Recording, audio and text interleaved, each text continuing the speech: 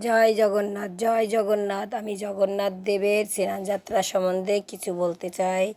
আপনারা একটু like, share, subscribe করে দেবেন। আপনাদের কাছে আমার এই অনুগ্রহটি রইল। আজ জগন্নাথ দেব ভক্তকে এতই ভালোবাসতেন যে ভক্তের শরীরের যত রোগ, সেই জগন্নাথ সেই রোগটাকে নেয়। তার ফলে জগন্নাথ সেই ভক্তকে এতই ভালোবাসতো যে সেই জগন্নাথ একদিন দেখছে আমার ভক্ত সমুদ্রর তীরে জল তুলতে তুলতে দেখছে যে ভক্তর কাপড়ে মানে ময়লা মূত্র হয়ে গেছে। তখন সেই ভক্ত শুয়ে আছে, তখন সেই ভাবছে যে আজ আমার ভক্ত এত কষ্ট পাচ্ছে। তখন জগন্নাথ নিজেই যেয়ে সেই ভক্তর পায়খানা পরিষ্কার করে দিচ্ছে। জগন্নাথ তখন বলছে, হে প্রভু, তুমি যে আমি জানি তুমি কে, তুমি স্বয়ং জগন্নাথ। তুমি আমার এই মলমূত্র পরিষ্কার না করে দিয়ে প্রভু তুমি তো আমার এই ব্যাধিটাকে করতে পারো। তখন জগন্নাথ দেব বলে যে তোমার এটা পারাধ্য, তাই তুমি যতক্ষণ চাইছো তাহলে আমি তোমার এই রোগটাকে নেব। তাই জগন্নাথ ভক্তর সঙ্গে আলিঙ্গন করে ভক্তর রোগটাকে জগন্নাথ নেয়। তার ফলে জগন্নাথের স্নানযাত্রা হয়। যখন জগন্নাথকে এই 108 কলস জল দিয়ে স্নান করানো হয়, স্নান করানোর ফলে জগন্নাথের খুব জ্বর হয়। খুব জ্বর হওয়ার ফলে যা তো ভক্তর রোগ নিয়েছিল তা তো জগন্নাথের খুব বেগে জ্বর হয়। জ্বর হওয়ার কারণে জগন্নাথ দেব তখন জগন্নাথ, বলরাম, সুভদ্রা তিনজনেরই জ্বর হয়। জ্বর হওয়ার পর জগন্নাথ দেব আলারনাথ মন্দিরে ওখানে নিয়ে যায়। ওখানে যেয়ে জগন্নাথ দেব, বলরাম, সুভদ্রা সবাই তিনজনে মিলে জ্বর হয়, তিনজনে মিলে আলারনাথে তখন থাকে। তখন আলারনাথের মন্দিরে 7 দিন থাকে। 7 দিন থাকার ফলে ওখান থেকে নিমের পাচন, তারপরে এই সমস্ত পাচন, পান্তা ভাত এইসব খেয়ে টেয়ে জগন্নাথ দেব 7 দিন শুয়ে থাকে। শুয়ে থাকার ফলেই পাচনই খায়। পাচন খাওয়ার ফলে জগন্নাথ দেব সুস্থ হয়। যখন সুস্থ হয় তারপরের দিনকে রথ, তখন আলারনাথ থেকে জগন্নাথকে আবার নিয়ে আসা হয় জগন্নাথ মন্দিরে। যখন জগন্নাথ মন্দিরে আনা হয়, জগন্নাথ মন্দির থেকে তখন জগন্নাথ দেব, বলরাম আর সুভদ্রা মাইয়া এরা তিনজনে তখন রথে ওঠে। রথে ওঠার আগে ওখানে আছে গন্ডিচা। এবার যখন মাসির বাড়ি যাবে জগন্নাথ দেব, তখন মাসির বাড়ি এলো গন্ডিচা মন্দির। তখন ওই মাসির বাড়িতে গন্ডিচা মসজিদ পরিষ্কার করা হয়। ওই পরিষ্কারের দিনকে এটা রথের আগের দিনের ঘটনা।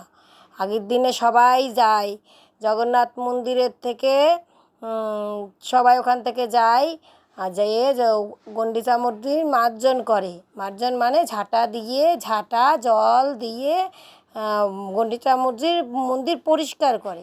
পরিষ্কার করার ফলে তখন যাহাতক জগন্নাথ দেব ওখানে যাবে আবির্ভূত। ওখানে যখন জগন্নাথ দেব যাচ্ছে তখন ওইখান থেকে ওখান থেকে সব পরিষ্কার করে টরে ইন্দ্র সরোবরে স্নান করতে হয়। ইন্দ্র সরোবরে স্নান করে তখন ওখানে জগন্নাথ দেব যাহাতক ওই দিনকেই পান্তা খাবে, তাহাতক ওই দিন যত ভক্ত থাকে সবাই পান্তা প্রসাদ খায়। এবার ওই দিন সবাই পান্তা প্রসাদ খেয়ে তখন ইন্দ্র সরোবরে স্নান করে এসে পান্তা প্রসাদ খেয়ে তখন সবাই আবার থাকে পরের দিনকে যে জগন্নাথ রথে উঠবে সেই আশায়। তখন তো পরের দিন জগন্নাথ দেব যেদিন 6 দিনের দিন গন্ডিচা মসজিদ মার্জন হয়, 7 দিনের দিন জগন্নাথ দেব রথে ওঠে। তখন ওই রথে যখন জগন্নাথ দেব ওঠে, 3টে রথ, একটা জগন্নাথ দেব, বলরাম আর সুভদ্রা মাইয়া, তিনজনের 3খানা রথ। সুভদ্রা মাইয়া মাঝখানে থাকে, জগন্নাথ দেব আগে থাকে আর বলরাম পিছনে থাকে। এরকম করে তিনটে রথ, 3টে রথের কালার 3 রকম। তাই এখান থেকে জগন্নাথ দেব যখন আসে তখন জগন্নাথ দেব অর্ধেক রাস্তায় এসে এক ভক্তর এসে ওই জগন্নাথ দেব ওখানে থাকে। জগন্নাথকে ওখান থেকে কিছুতেই রথ সরাতে পারে না। আর গুন্ডিচা মন্দিরে বলরাম আর সুভদ্রা ওরা চলে যায়, কিন্তু জগন্নাথ মন্দিরে জগন্নাথ দেব ওই ভক্তর ওখানেই থাকে। তারপরে পরের দিনে উনি যান, উনি আগের দিনে যান না। উনি ভক্তকে এতই প্রেম করে, এতই ভালোবাসেন যে উনি ভক্তকে ছেড়ে যেতে পারে না।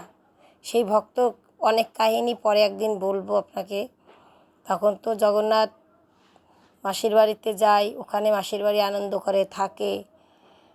তারপরে এইভাবে 7 দিন জগন্নাথ দেব মাসির বাড়ি থাকে। মাসির বাড়ি থাকার ফলে একদিন মিষ্টি, একদিন পায়েস, একদিন ঘোল, একদিন দই, আর তো 56 রকমের ব্যঞ্জন তোটা আছেই, ওটাও তো বলার প্রয়োজন পড়ে না। এই সমস্ত জগন্নাথ দেব তো সেবা করেই, ওখানে খুব আনন্দই থাকে। তখন জ্বর যখন সম্পূর্ণ পুরো ভালো হয়ে যায় জগন্নাথ দেব, তখন উল্টো রথ, যেটাকে আপনারা বলেন উল্টো রথ, তখন জগন্নাথ দেব 7 দিন বাদে মাসির বাড়ি 7 দিন থেকে জগন্নাথ দেব আবার পুরীর মন্দিরে আসে।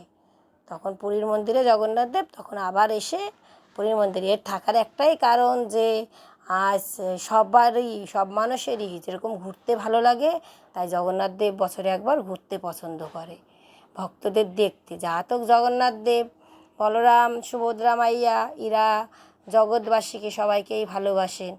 আর জগন্নাথ তো জগতেরই নাথ, মানে তিনি জগৎবাসী কেমন আছে তার সবাইকে ভালো রাখার ক্ষেত্রেই জগন্নাথ দেবের এই নেমে আসা, যাতে সব জাতির ভেদাভেদ না থাকে। তাই জগন্নাথ দেবের যখন রথ হয়, জগন্নাথ মন্দিরে তো সব জাতিকে ঢুকতে দেয় না, তার ফলে সব ভক্তরা অপেক্ষা করে রথের জন্য, যে জগন্নাথ দেব অন্তত রথে যখন উঠবে তখন সব জাতিরই ওখানে সমাগম হবে, আর সব জাতিই জগন্নাথ মন্দিরের দড়ি ধরতে পারবে। মন্দিরে ভেদাভেদ থাকতে পারে, কিন্তু তো আজ যখন জগন্নাথ দেব ভক্তর কাছে চলে আসে, তখন তো জগন্নাথ দেবের কোনো ভেদাভেদ থাকবে না। তখন তো জগন্নাথ দেবকে সবাই স্পর্শ করতে পারবে, দর্শন করতে পারবে, তার ফলে সবার মোক্ষ লাভ হবে।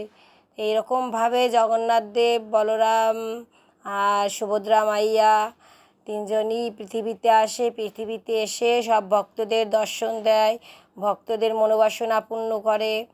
তাই এইভাবেই রথ চলে আসছে। আপনারা রথে যাবেন, সবাইকেই বলি জয় জগন্নাথ, জয় জগন্নাথ, জয় জগন্নাথ দেব। নমস্কার, আমি ভিডিওটা এখানেই সম্পূর্ণ করছি। ভিডিওটা আমি এখানে রাখছি। ভালো বললে আপনারা লাইক, শেয়ার, সাবস্ক্রাইব একটু করে দেবেন, যাতে আমি নতুন নতুন ভিডিও বানাতে করতে পারি।